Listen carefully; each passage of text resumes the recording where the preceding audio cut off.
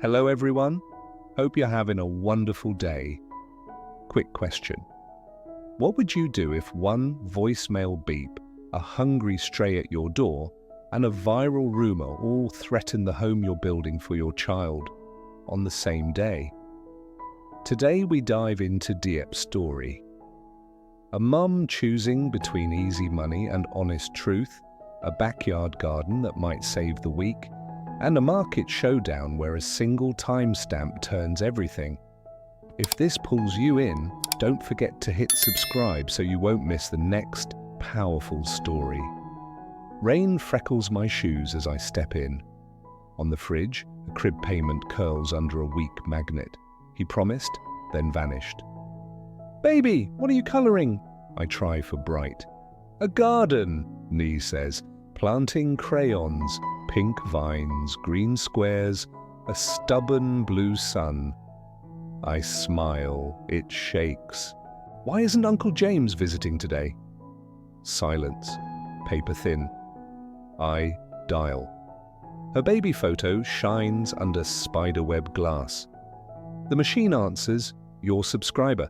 Please leave a message." Beep. One drop in a still room. I set the phone down like it's heavier than soup. "He must be busy," I say. "When he can, he'll call. Don't be sad." I squeeze her fingers and move to the stove. Water rolls. A spoon ticks like a metronome, keeping me upright. On the porch, a loosened square of soil waits. "This bed's almost ready for vegetables," I say, making plan into armor. "We'll start small and steady." "I hope they grow," Nye whispers. Her eyes are green as new shoots. I check the phone. Blank.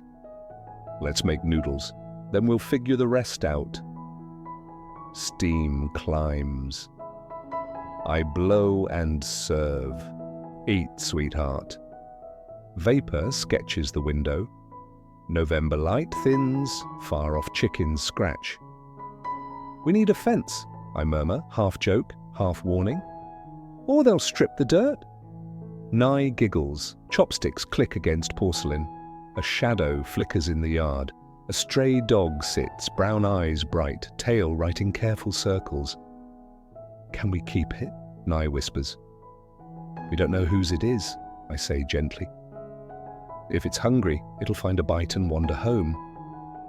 Then I stitch her smile with borrowed thread. "Uncle James said he'd buy you a puppy." Her grin flares. We eat slow. Each noodle pulls us through quiet. Scallions broth, warm bowls. What we have, we hold. The dog waits at the threshold like a question we can't afford. I wash dishes and talk fences, soil, seed packets, things I can control. Everything needs time. Noodles to cool, ground to rest, maybe men to call back. Nye presses her cheek to my hip. "Thank you, Mama." "You're welcome, love." "Stay on the doorstep," I say, easing the door. "The slope is steep. Don't wander." I cross the yard alone. Grass clings around the rows, stubborn as bills. Pineapple leaves hiss like surf. Down slope, grapefruit trees hang heavy, rinds tight as moons. "James said he bought the whole garden," I recite. The sentence fits like the wrong shoes. I touch a pineapple's spines, awake sharp, and manage a smile. I'll learn, little by little. Maybe he hired someone to spray. Maybe there's a plan no one copied me on. I call, voicemail again. "Please leave a message." Beep. Only air leaves my mouth. "He must be busy." I pocket the phone, thumb grazing the cracked photo, Nye with a cocoa moustache, and bend to weeds. Roots tug, then give, shoulders burn. Sun presses a warm hand between my shoulder blades. My mind stays on the porch with my ember of a girl. The afternoon slides to gold. I count grapefruit seasons like coins. Winter, blossom, set, swell, sweet. Back to knee, I tell the leaves. "Nye," I call. "Here," she sings, hugging her colouring. "Let's check the grapefruits." We walk close, hems brushing grass. The air sweetens. I lift a fruit. Cool weight, honest work. The knife parts the rind with a clean sigh. Inside, the pulp shines. Taste, she bites. Her eyes blink on like porchlight. Sweet! I try a wedge. Sun and clean water. If it's good, we'll pick more and sell, I say. Numbers line up. Dozens of fruits, a small stack of bills, a warm coat for Ly, a thank you bag for Mrs. Huyen. We harvest, slow and stubborn. Stay put, I call, then softer. Please. Okay, she sings, legs swinging above the slope. Each grapefruit thuds into the basket like a period-closing doubt. Earth freckles my jeans. The dog edges closer, sits again, patient with a hope I can't feed. It's sweet, Ly repeats, proud. Her voice stands between me and those cold beeps. We pull a dozen, then two. I see fence posts set true, string lines tight, seed packets like small promises. A board keeping hungry beaks from hope. Mrs. Huyen says a fence needs posts first. Ly reports. She's right, I say. We'll do posts first. Inside, I wash the fruit and line them on a towel like suns. The phone buzzes, I jump. Spam, a loan I can't take. I set it face down. Can we give one to the dog? We can give the dog a name for tonight, I say. Temporary names don't break hearts. Then, Button, she decides, for the round black nose. Button it is. I cut a child-sized wedge, pass it over, and swallow mine like smoothing an edge. Evening narrows, the chair stays empty, but the basket doesn't. I bag 6 grapefruits. I step across numbers, Saturday market, cash, posts, soil, seed. I picture Ly's coat and let that be the reason I don't dial again. Outside, Button curls like a hopeful comma at the door. Inside, soup scent and grapefruit light hold the room. Bath, then homework, then story, I say. What story? The one where a girl keeps a garden safe, I answer. And the rain tries, but it can't wash it away. She nods, solemn as a promise. I slide the beeping phone into the drawer with the spoons and stand taller.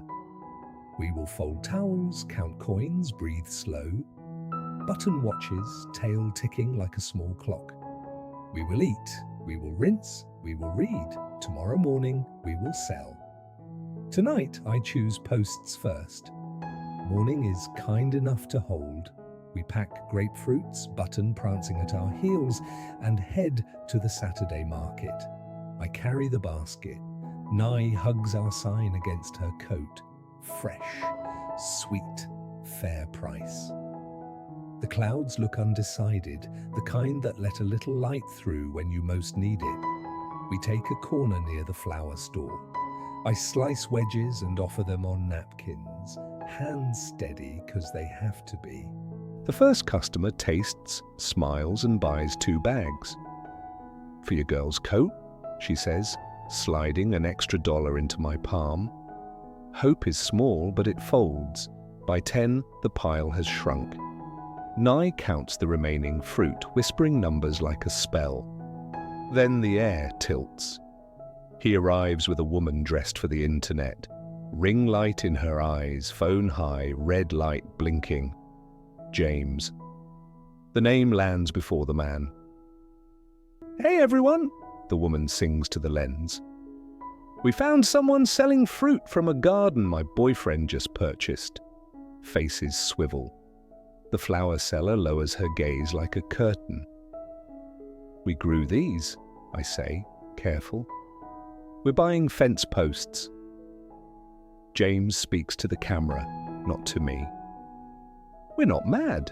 We just want to make sure people don't take advantage. The sentence wears a smile, but the edges pinch. Ly's fingers bend our sign, paper creaks. Heat crawls up my neck and sits there. The flower seller leans over with a paper cup.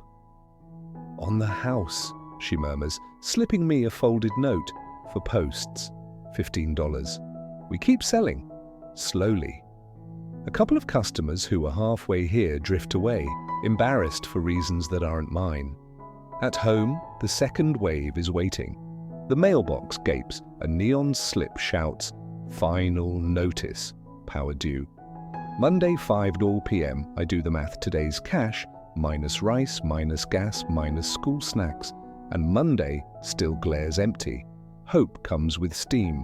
Mrs. Huyen knocks, thermos in one hand, an extension cord in the other. "Charge your phone," she says, bustling in like weather, "and breathe while it thinks about it." Evening leans in. A truck coughs up the drive. James again. No camera this time, just a folder and a smile that feels like it's been ironed. He taps the papers. "Caretaker agreement," he says. "You acknowledge I own the property. You can stay and harvest, but sales go toward our investment. I'll handle your power today." He pauses, studying my house as if it belongs on his list. And about Nye, stability matters to judges. "Sign it," he adds, like he's offering a glass of water. I see a fence, straight and true. I see the coat we circled. I hear Monday's clock. The third wave shows its teeth. "I don't sign lies," I say, sliding the pen back. My hand doesn't shake, not where he can see. His jaw ticks. "You're making this harder than it has to be." He leaves the driveway with tire marks that look like underlines. The sky goes grey. I call the power company and beg for minutes. I count coins on the table. I cut one grapefruit for dinner to save the rice. Then I turn, and the doorstep is empty. Nye? The slope is steep. Button is gone. My heart claws. "Nye!" A thin cry answers from the grapefruit row. She's crumpled on the grass, hands scraped, knees muddy, breath hitching. Button whines and licks her wrist like he can undo gravity. Relief knocks the wind out of me. We get in the car and drive to urgent care on fumes. Fluorescents hum like they don't believe in nights. A monitor ticks. 3:17 glows on the wall clock, the second hand choosing not to hurry. A nurse cleans the scrapes with soft hands and a firm jaw. "You're okay," she tells Nye, then looks up at me. "Weren't you at the community garden workshop, Heirloom Citrus?" "Yes," I say, trying to keep my voice from breaking on one of the small words. "You said you were helping an older man with his trees." "He passed in June," I say. We were arranging to buy in payments. The papers are tangled. James appears in the doorway like he owns doorways. Folder again. "We should square this away," he says, eyes flicking to the wristband on Nye. "Hospitals like guarantors." Before I speak, Nye lifts her head. "Uncle James, you said on the video, content needs conflict." She repeats it exactly, a child's clear bell dropping into a room that was pretending to be neutral. The nurse's eyes cut to him. "Sir, are you family?" she asks. He hesitates. "I'm a friend." The door opens again. Mrs. Huyen sweeps in with her nightgown half hidden under a coat, envelope tight in her hand.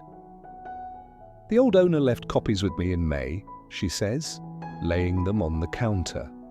The handwritten agreement, deposit receipts with my name in ink that didn't smudge, a carbon slip dated 4 days after their video where James bragged he'd closed. Dates, timestamps, the kind of truth that doesn't blink for cameras. The nurse scans, then faces him. "You may want to reconsider your claims," she says, voice even as a level, "and filming patients is not permitted." The colour drains from his kind of confidence. The villain trips over his own timeline and lands in quiet. He mutters about lawyers and leaves. The door sighs shut like the room has been waiting to exhale. "You're set?" the nurse tells me, tapping her screen. "No copay tonight. Community fund." We step into air that doesn't threaten. Button waits by the car, tail sweeping gravel like he's dusting off the day. He rides home with his head in Nay's lap, eyes closing and opening like a slow lighthouse. Morning shows up warmer, neighbors arrive with a post hole digger and stubborn hands. We tamp earth until it forgives the holes. We pull wire until it sings a low note. We hang a bell on the gate, a tiny brass warning to any beak with plans. Chickens test the line and think twice. Not a miracle, just a fence. Back at the market, word travels without spectacle. People come quiet, cash folded small. For the posts, for the coat, for the seeds. I take what's fair and refuse what feels like a leash. When a woman tries to hand me too much for a picture that doesn't exist, I smile and say the line that's learned me. Kindness that feels like a leash isn't kindness. We buy the coat with the warm hood and the deep pockets. We leave a basket of fruit at the nurse's station with a note for steady feet. At home, I tap a nail by the door for a spare key. It catches a square of sun and makes its own tiny star. That night, we eat bread with grapefruit jam that tastes like the day we decided to keep going, not because it was easy, but because it was ours. Nee takes the first bite and closes her eyes like she's listening to sweetness. She hangs Button's paper tag beside our keys. Temporary names don't break hearts, she says, but some stay. We stand in the quiet and breathe the kind of breath that doesn't flinch. I kiss her hair and say the line I want on every fence, every door, every promise we build from here. Kindness is a door, not a debt. If this gave you hope, share it tonight. Tonight, Deep doesn't win a fairy tale. She wins something sturdier. Proof, a fence that sings in the wind, a warm coat for Nye, and a door held open by kindness without strings. The garden is still small, the bowl still chipped, but truth stands where cameras fall quiet. A beep becomes background, a rumor dissolves, and a mother's choice, posts first, lies never, turns into a path the two of them can walk. If this story gave you breath, tap like to help it reach someone who needs steady air. Subscribe for more real journeys where courage is ordinary and enough. And tell me in the comments, which moment moved you most? The market humiliation, the timestamp reveal, or that soft click of the spare key on the nail? Your voice helps small lights travel farther. Together we keep doors open for others.